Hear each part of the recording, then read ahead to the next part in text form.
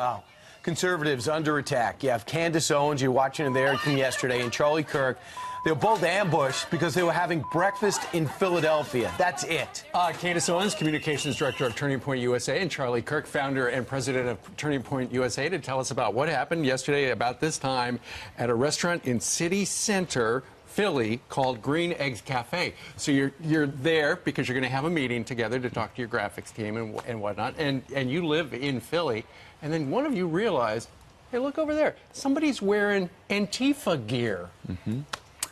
Yeah, that's exactly right. And so we kind of progressed through breakfast, having fun, just going through, Turning Point USA related, business items. And then we look out the window about 30 minutes later and a mob starts to form. So the people inside had alerted people outside, they're in here. They sent out some sort of a bat signal, which said, we have found the conservatives, come and harass them. And that's exactly what they did. They descended very quickly. They mobilized. It lets us know that this is a well-funded effort. This was at 8 a.m. Monday morning, which means it's likely that this is their job. And it was quite terrifying how quickly they were able to assemble that group. And they blew a whistle, didn't they? That's right. They were blowing whistles, bullhorns. This close to my face and my ear. It felt to me reminiscent of the Civil Rights era, because the entire police force is black. There was only one white police officer. The entire Antifa group is white. And they were screaming at us, calling us race traitors, telling the police officers that they were racist, all black and Hispanic. And you're a white supremacist? And I was a white supremacist, and they said, you're a race traitor. Whose race are we betraying? White liberals? Is that who we've betrayed because we don't think like them, because we refuse to subscribe to political orthodoxy? Right. Were you nervous? Did you fear for your safety? Well, look, we were shocked. And, Candace and I turned to Candace, I said, look, let's stand our ground for a couple minutes here and just kind of see what this is all about. And the police did an unbelievable job, and we really have to, what they go through and the harassment. Here's these, these protesters, and that's probably a generous word to describe them, harassing them, the police nonstop.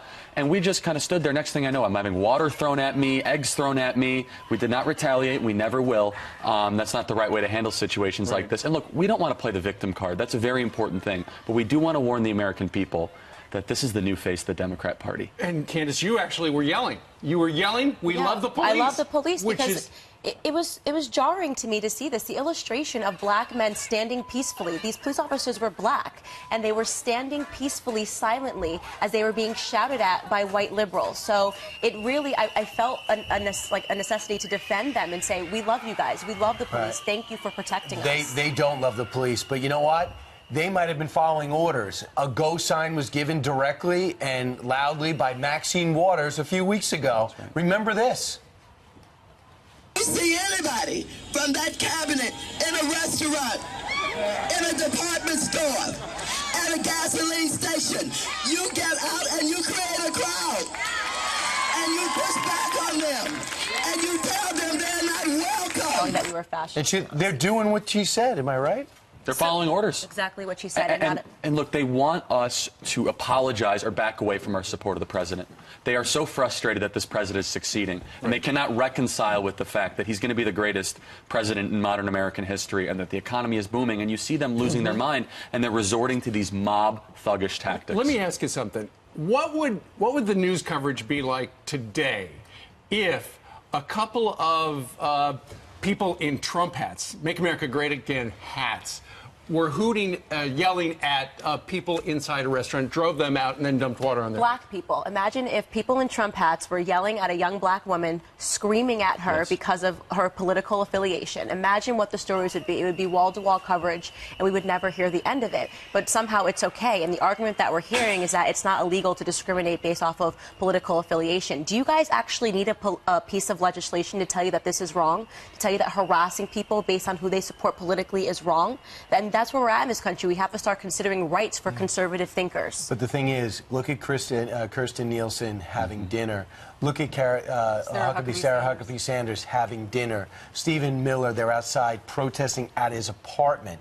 This is getting closer and closer to going really bad. Steve Scalise still recovering from injuries after being shot because he happened to be playing second base, practicing for on his Republican softball team. And Rand Paul was mauled by his neighbor, political hate crime, one after the other. And we as conservatives, we reject the victim status. Instead, let's be victors and show up in huge force in November and not allow these radicals to regain control of Congress. Because where are the Democrats denouncing this? Silence. Well, I wonder, how did they know y'all were in that restaurant, and how did they get such a big group so quickly? They had 4 people that were eating tables down for us with Antifa decals on their bag that recognized us instantly. We thought, okay, they recognize us, no big deal. We didn't think they were going to send out a signal to tell people to come harass us. And I do want to say this. It doesn't matter what they do if they harass us in the streets. This is not going to change the effects of this administration. I've said this before many times on this couch. We saw the Rasmussen poll this last week.